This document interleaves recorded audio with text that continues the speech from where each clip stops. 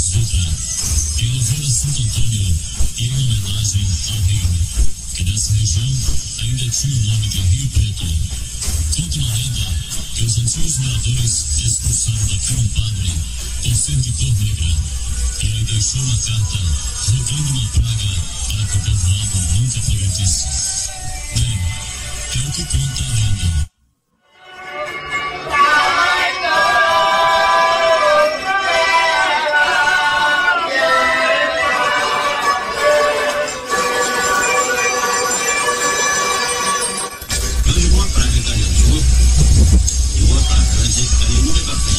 E agora, recentemente, então vocês fizeram uma empresa, é isso?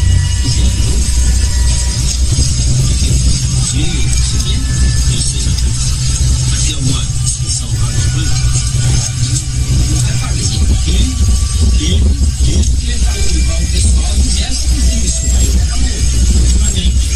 Aqui eu pode abençoar, ouvir o sacrifício pessoal e que farei vai à frente.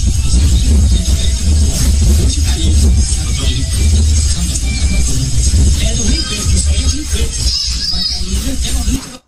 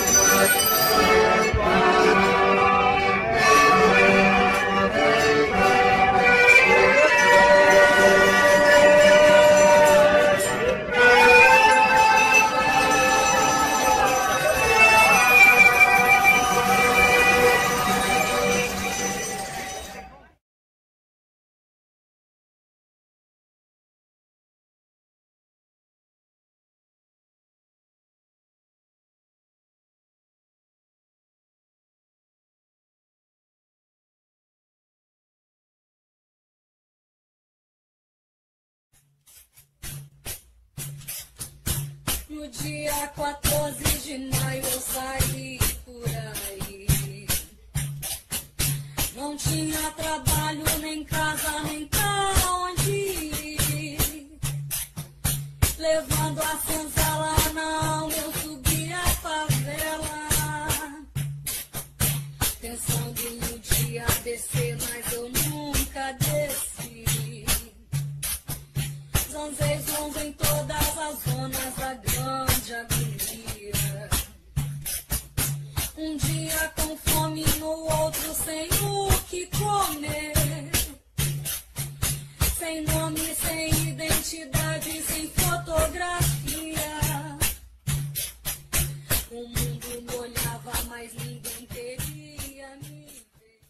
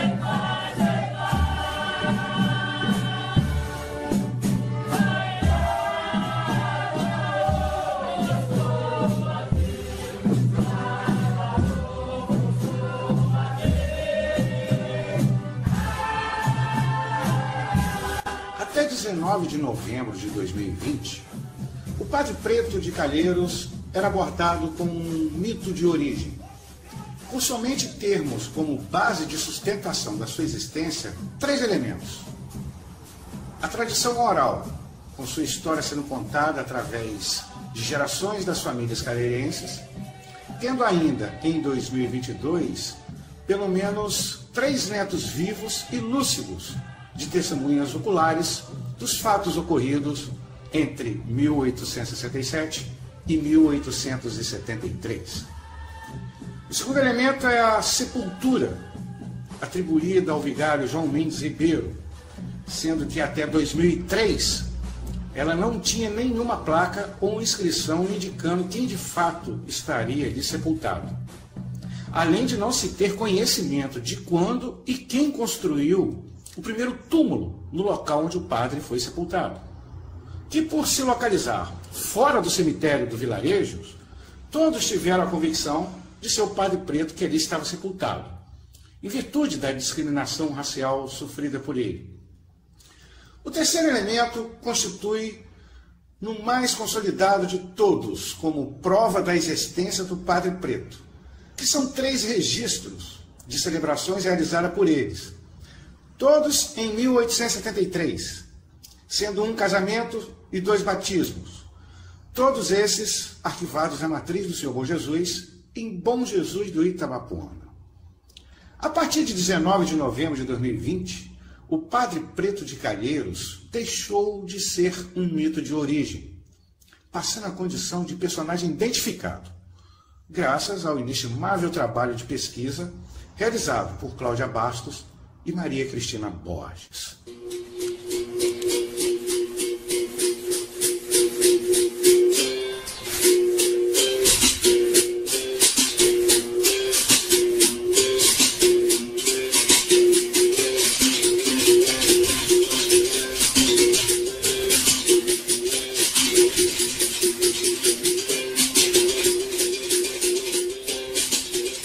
Na tradição oral, o mito de origem João Mendes Ribeiro era um negro forro, ou escravo alforriado.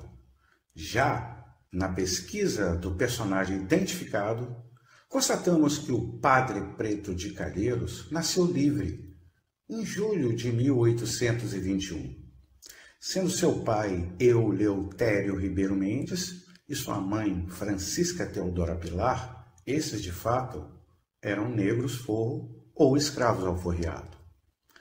Os contos populares tradicionais narram a chegada de um humilde padre negro em 1867, que a princípio morava de favor em uma fazenda nas proximidades de sua capela e que, devido às perseguições, ele decidiu atravessar o rio e acampar no local denominado como Pedral. Por outro lado, na pesquisa realizada sobre o personagem identificado, encontramos sobre o Padre Preto um fazendeiro com terras valiosíssimas nas 2 margens do rio Itabapoana, em Calheiros, ao menos desde 1855, e na alegoria São José do Calçado, pelo menos desde 1863. O autor desta obra audiovisual ainda foi além. Pesquisando também, acabou por encontrar uma anotação rara do Monsenhor Francisco Apoliano, que identificava as terras do vigário João Mendes Ribeiro, na margem capixaba, em uma localidade denominada como Cachoeira da Fumaça, confirmando que as terras do Padre Preto se localizavam nas 2 margens do rio e ao lado do arraial de Santo Antônio do Rio Preto.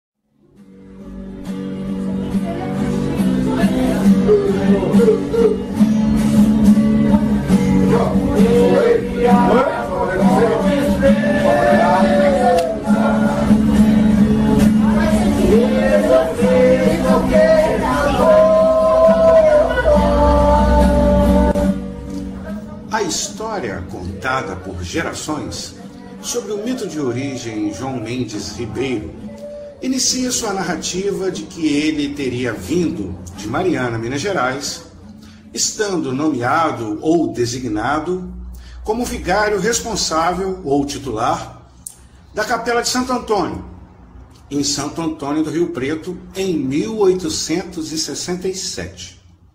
Não obstante, na pesquisa realizada sobre o personagem identificado, o Padre Preto, apesar de ser pertencente à Diocese de Mariana, ele veio de Juiz de Fora, na época Santo Antônio da Paraibuna, onde ele e sua família residia. A formidável pesquisa realizada por Cláudia Bastos e Maria Cristina Borges atesta que o Padre Preto jamais foi vigário titular da Capela de Santo Antônio. Ele não realizava as Santas Missas.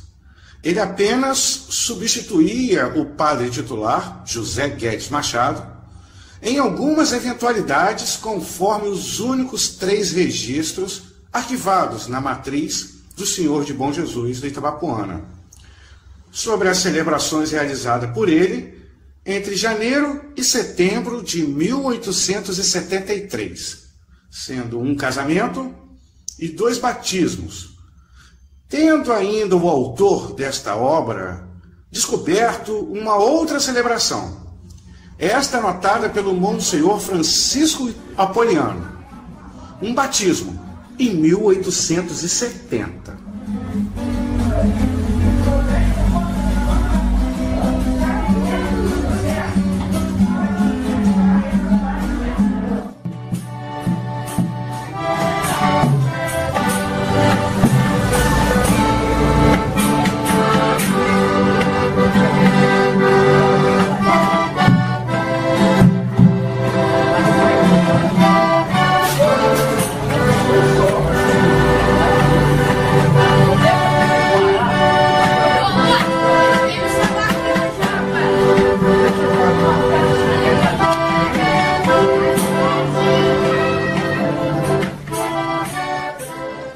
O trabalho de pesquisa de Cláudia e Maria Cristina ainda foi mais abrangente, ao trazer à luz dos fatos que João Mendes Ribeiro sequer era padre titular de qualquer capela da Diocese de Mariana, Minas Gerais, no período em que ele ainda residia em Santo Antônio da Paraibuna, atualmente Juiz de Fora. Além do pai Eleutério Ribeiro Mendes e da mãe Francisca Teodora Pilar, o personagem identificado, nascido em julho de 1821, era o caçula entre 3, com sua irmã Maria Cleófa Ribeiro da Paixão, nascida em 10 de abril de 1819, e Tiago Mendes Ribeiro, esse também padre, nascido em julho de 1816, com as pesquisadoras encontrando uma fotografia de Tiago na ocasião do anúncio de seu falecimento em 1890. Tiago Mendes Ribeiro foi o primeiro vigário titular da Capela de Santo Antônio da Paraibuna, ou seja, o irmão do Padre Preto de Calheiros foi o primeiro padre de Juiz de Fora.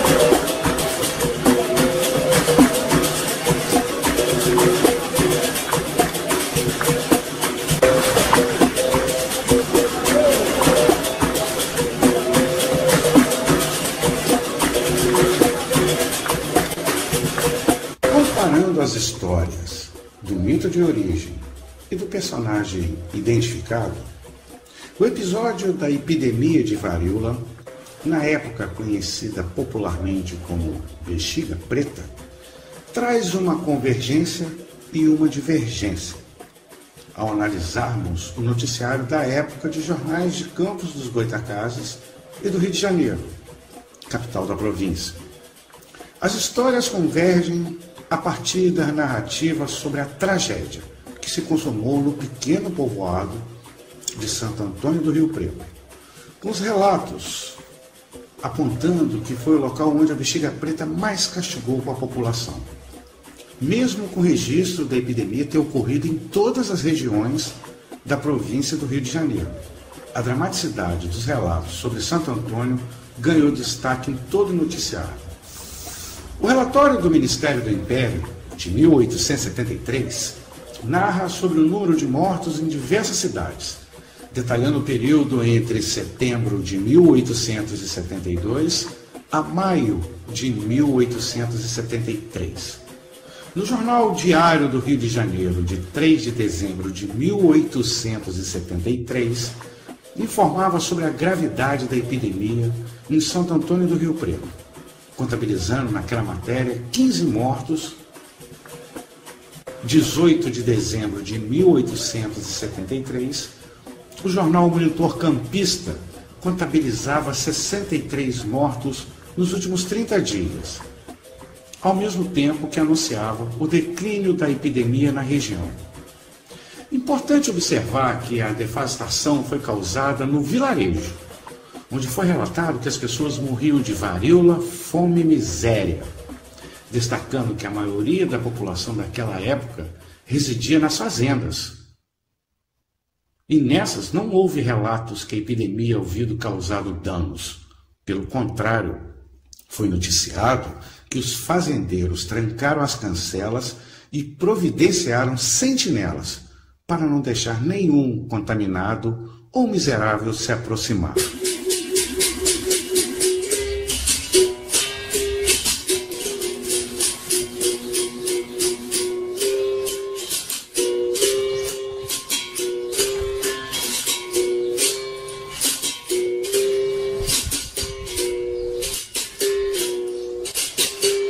O ponto divergente entre as histórias está na versão de que o Padre Preto de Calheiros havia morrido na epidemia de varíola. Fato ainda inconcluso de se confirmar, em virtude da epidemia ter iniciado em setembro de 1872 e tendo um batismo realizado por João Mendes Ribeiro em 1873, um ano depois do início da epidemia, contrariando a versão de que um amigo dele que veio visitá-lo estava contaminado, infectando o padre e o resto da população vitimada.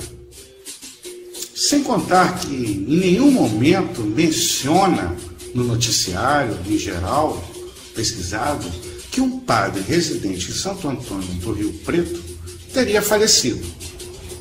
Entre as vítimas, além dos pobres e indigentes, cita apenas genericamente que também faleceram fazendeiros importantes. E apesar de João Mendes Ribeiro ser um fazendeiro da época, creio ser muito pouco provável que, pela cor da sua pele, a imprensa do Brasil Império iria considerá-lo importante. O fato do padre residir na margem capixaba do rio Itabapoana reforça ainda mais a tese de que ele não morreu na epidemia, consumando assim a divergência entre as variadas versões geradas pela tradição oral e com as notícias encontradas na pesquisa realizada por Cláudia Basto e Maria Cristina Borges.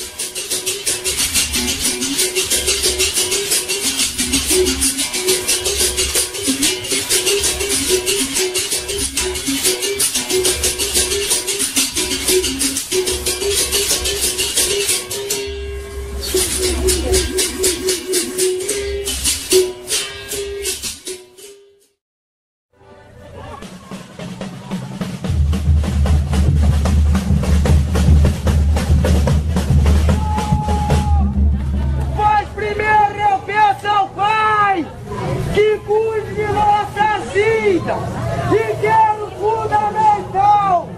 Saúde é vida cumprida.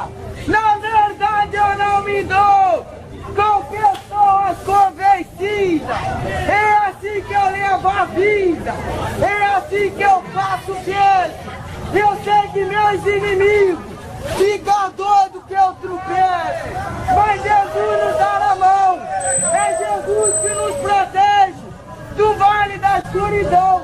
Foi a partir de 1940 que Francisco Camargo iniciou suas entrevistas e pesquisas, que resultaram no livro Bom Jesus do Itabapoana, lançado em 1985.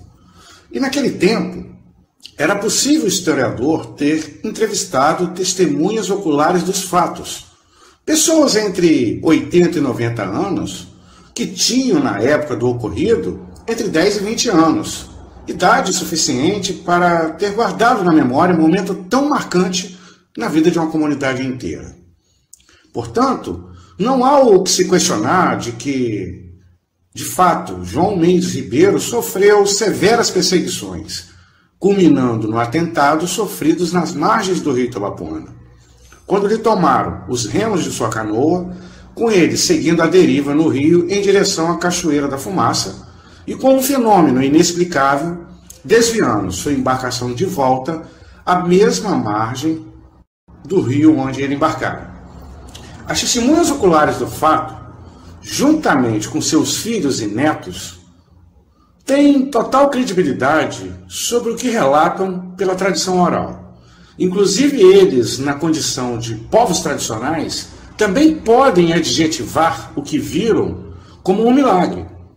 Porém, os historiadores, pesquisadores, memorialistas e documentaristas somente podem corroborar a existência de um fenômeno inexplicável, podendo ser climático, sobrenatural, paranormal ou metafísico, e não um milagre, pois, tecnicamente, somente a Igreja Católica pode atestar, através de investigações do fenômeno, se este foi de fato um milagre ou não, ou se trata de uma ocorrência cientificamente explicável.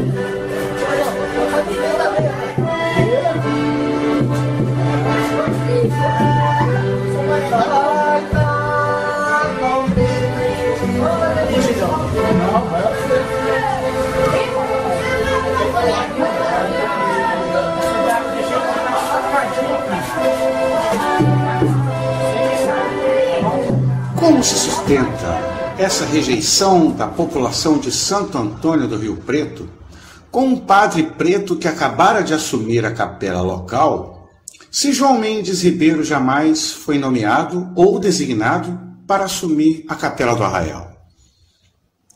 Como se sustenta que a população protestava que não queria assistir à missa preta, se João Mendes Ribeiro não celebrava as santas missas? Como se sustenta que fazendeiros poderosos não aceitavam um padre preto, se nas 3 celebrações de casamentos e batismos de João Mendes Ribeiro como vigário substituto, temos como testemunhas e padrinho nessas celebrações 2 fazendeiros dos mais poderosos da época, Tenente José Teixeira de Siqueira e Capitão Francisco José Diniz, este fundador de Rosal.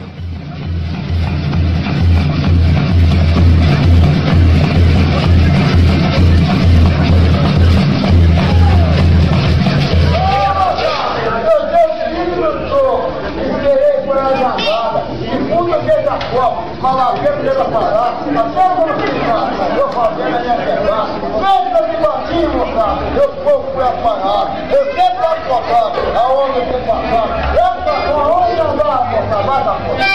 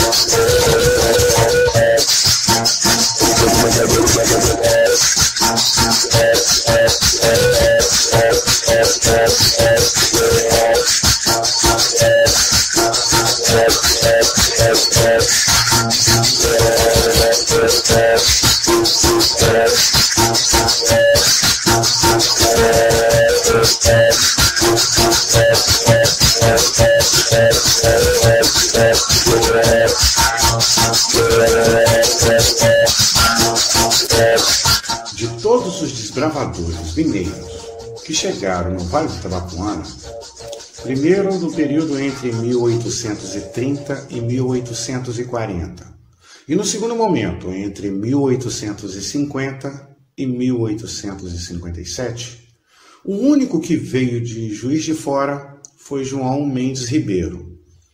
Todos os demais vieram de Ouro Preto, Barbacena e Rio Pomba, e outros lugares mais ao norte da zona da Mata Mineira. E na década de 1860, Juiz de Fora foi o principal centro do mercado escravagista do país, com inúmeros registros de vendas de escravo para o norte da zona da Mata Mineira e para a província do Rio de Janeiro. O fato de não constar o que João Mendes Ribeiro negociava no Curato do Senhor Bom Jesus pode sugerir que ele negociava o café que ele produzia em São José do Calçado, ele poderia extrair e negociar cabiúna na propriedade na margem fluminense, ou até mesmo ele ter sido um negociante de escravos, pois ele esteve aqui inicialmente em 1855 e possivelmente tenha retornado em definitivo a partir de 1858. Quem eram os negociantes de escravos no século XIX aqui no Vale do Itabapuana? João Mendes Ribeiro pode ter sido um desses.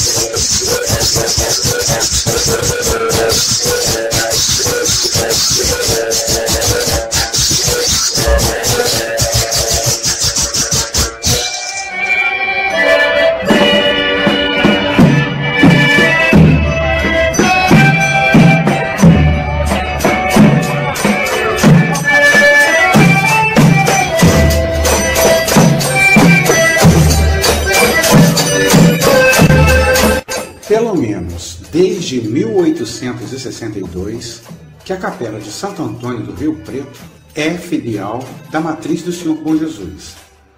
Inicialmente como filial do Curato do Senhor Bom Jesus e a partir de 1863 sendo filial da Paróquia do Senhor Bom Jesus, cujo primeiro padre titular foi João Rodrigues da Cunha, ficando responsável pela Paróquia do Senhor Bom Jesus e das capelas de São Sebastião, provavelmente na comunidade bojesuense, atualmente denominada como Bom Jardim, da Capela de Santo Antônio em Santo Antônio do Rio Preto, atualmente Calheiros, e da Capela de São Sebastião em Varriçá.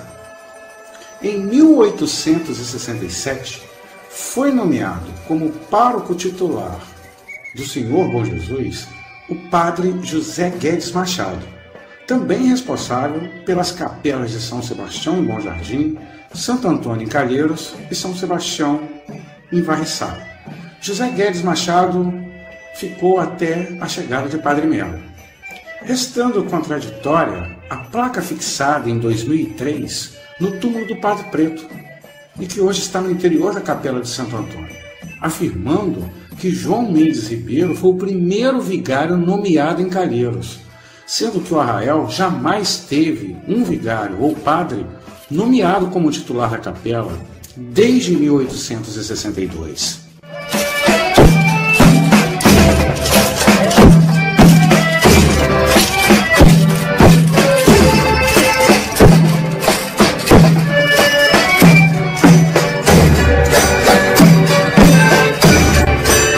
Sobre o padre José Guedes Machado, a passagem dele em Bom Jesus, pelo menos nos idos de 1873, é no mínimo controversa.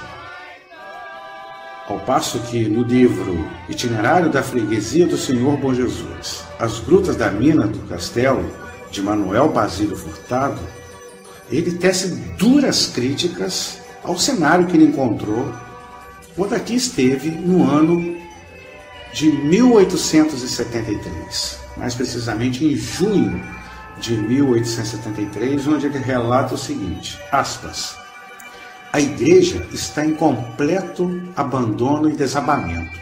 Não sabemos mesmo se será lícito dar este nome a uma mesquinha e imunda casinhola com um telhado em ruínas, cujas paredes servem de mictório público e de poste para amarrarem animais dos que vêm à povoação. Foi para nós um quadro verdadeiramente aflitivo e contristador, o ouvir o geral clamor dos povos contra a falta absoluta de socorros espirituais e contra a incontinência e falta de caridade dos próprios ministros do Senhor, que perante o altar é a face de Deus, juraram castidade e caridade. As esportulas e batistos e batizados e casamentos são de cotação tão elevada que não estão ao alcance de todas as bolsas. A celebração do santo sacrifício da missa é tão rara nesta terra que, estando nós aqui para mais de 2 meses, ainda não podemos satisfazer os preceitos da igreja uma só vez por falta de celebrante. A índole irrequieta e a vida completamente profana de alguns párocos tem contribuído não pouco para a indiferença religiosa e atraso moral destes lugarejos centrais, onde o bafejo da civilização tem apenas tocado levemente. Como cristão, não compreendemos a existência de uma sociedade civilizada e de união e paz entre as famílias sem um laço sagrado da religião. Mas poderá ensiná-la quem não conhece nem pratica os seus dogmas e preceitos. Poderá pregar moral o sacerdote que é chefe de família e que abandona a sua paróquia para ir presidir lojas maçônicas e outros afazeres puramente mundanos e contrários à religião que professa? São os frutos perniciosos e a consequência necessária da ordenação de indivíduos sem vocação e sem a precisa instrução. Este esboço é incompleto e por ele não se pode fazer uma ideia justa da profundeza do golfão onde os falsos levitas deixam-se voluntariamente empregar. E por isso, fazendo sinceros votos para que o excelentíssimo senhor Bispo Dom Pedro de Lacerda cujas virtudes, inteligência e retidão conhecemos e veneramos desde os bancos do Seminário de Mariana, faça quanto antes uma peregrinação pela sua diocese para ver com seus próprios olhos o que vai por estes lugares longínquos, semi-barbarizados pelos desertores do altar e da religião católica. Declaramos, uma vez por todas, que não nos referimos a pessoa alguma individualmente. Colocamos a verdade em primeiro lugar e acima de toda e qualquer consideração.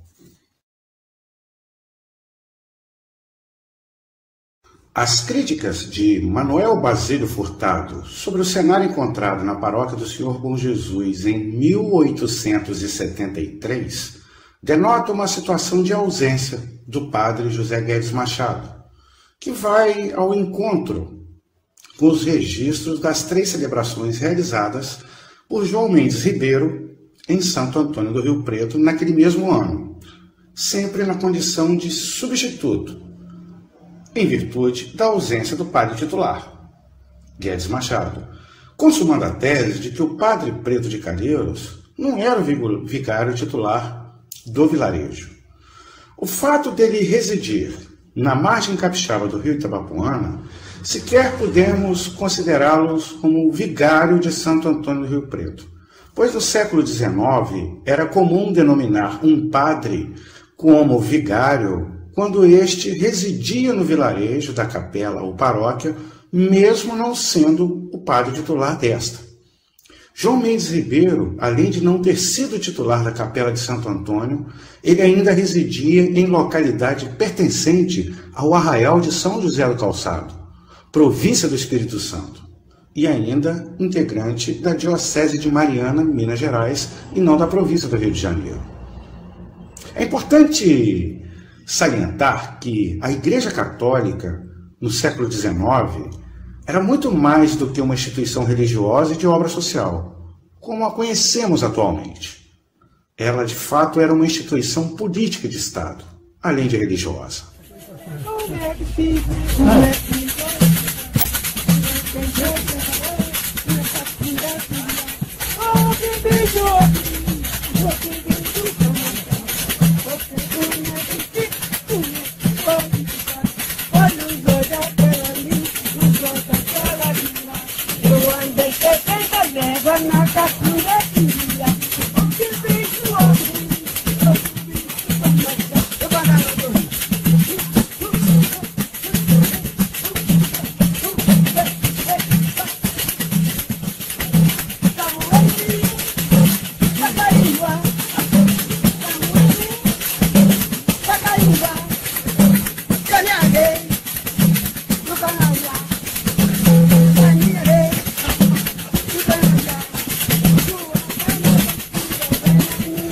O Brasil dos períodos colonial e imperial era um estado de uma só religião denominada como oficial. E esta, a católica, atuou como braço institucional e político do Estado, tanto na formação como na condução de milhares de arraiais em todo o país, até os fins do século XIX. Os registros de terras, por exemplo, eram realizados em cartórios paroquiais. A relevância política conferida às dioceses tornava a figura do padre extremamente respeitada em qualquer vilarejo, arraial ou freguesia, mesmo sendo os negros. Esses eram estrategicamente formados com a missão de disseminarem o sincretismo religioso na segunda metade do século XIX, com o catolicismo catequizando os negros livres, fazendo alusões entre entidades de religiões de matrizes africanas com os santos católicos. Por isso, a hipótese de João Mendes Ribeiro ter sido perseguido por ser um padre preto é plenamente descartável. Vide seu irmão mais velho, Tiago Mendes Ribeiro, que foi o primeiro padre de Santo Antônio da Paraibuna, atualmente Juiz de Fora, e sempre tratado com reverência pela imprensa local e até mesmo pelo imperador Dom Pedro II, quando o visitou.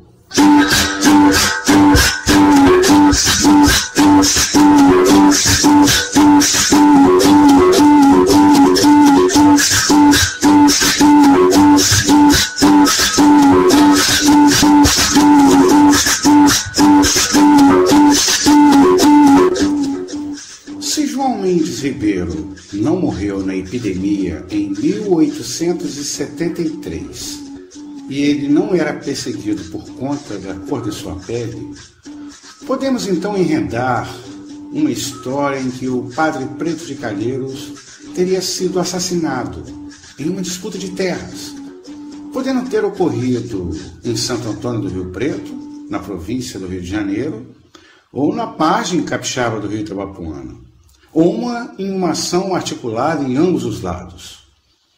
O fato de João Mendes Ribeiro não pertencer à Diocese do Rio de Janeiro, não ser integrante da paróquia do Senhor Bom Jesus, e muito menos com qualquer vínculo com a Capela de Santo Antônio, o tornaria vulnerável, sem a proteção da influente Igreja Católica.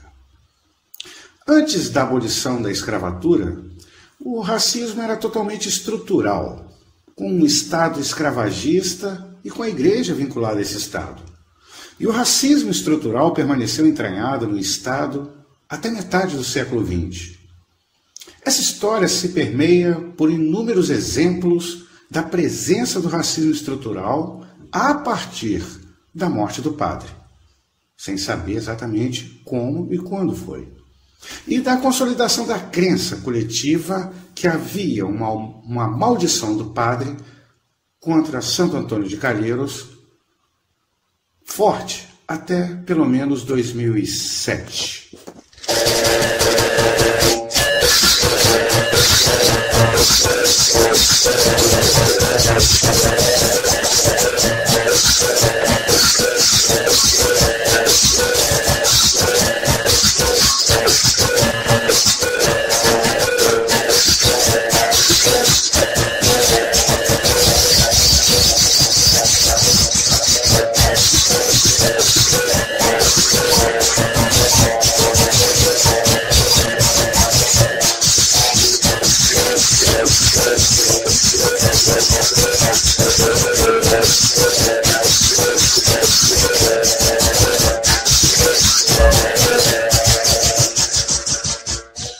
A Igreja Católica levou 136 anos para reconhecer que João Mendes Ribeiro foi vigário em Calheiros, e de maneira errônea, conforme a inscrição da placa, já abordada nessa obra.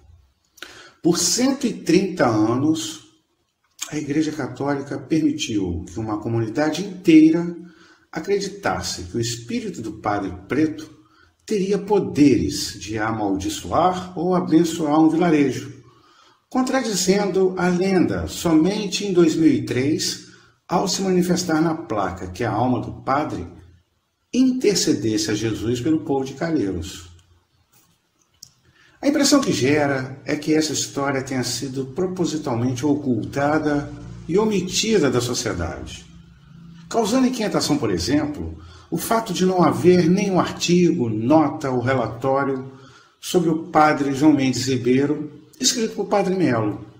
Logo ele, que se envolvia com todos os setores e assuntos da comunidade, inclusive tendo ele realizado minuciosa pesquisa sobre as origens de Bom Jesus quando ele chegou aqui na virada do século XIX para o século XX, e ainda ele sendo padre em Rosal por quase 30 anos, e não há nenhuma citação de Padre Melo sobre o Padre Preto de Calheiros. Diferente, por exemplo, de Padre Francisco, que apesar de ter chegado somente em 1957, ele também realizou uma pesquisa sobre as origens de Bom Jesus de Itabapuana, e ele, pelo menos 2 anotações ele fez sobre João Mendes Ribeiro, do pouco que restou do seu acervo de anotações.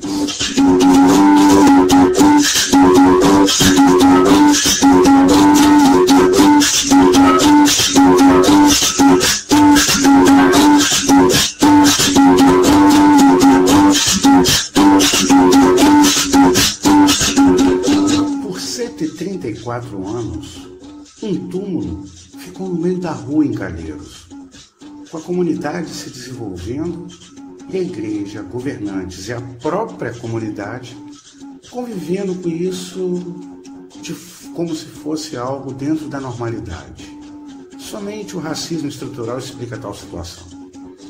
O racismo estrutural também influencia no comportamento de toda a comunidade, que mesmo depois de uma série de acontecimentos ocorridos a partir de 2008, depois do traslado dos restos mortais, e que resultaram em surpreendente desenvolvimento turístico em Calheiros, ninguém adota a crença que o ato de 2007 pode ter resultado nessas bênçãos.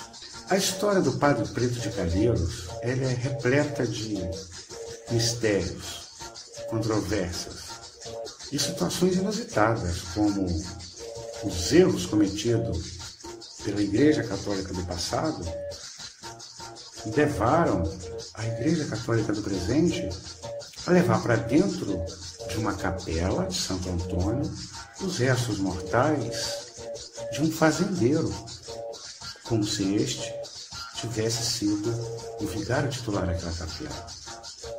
Talvez seria uma peça pregada pelo Padre Preto.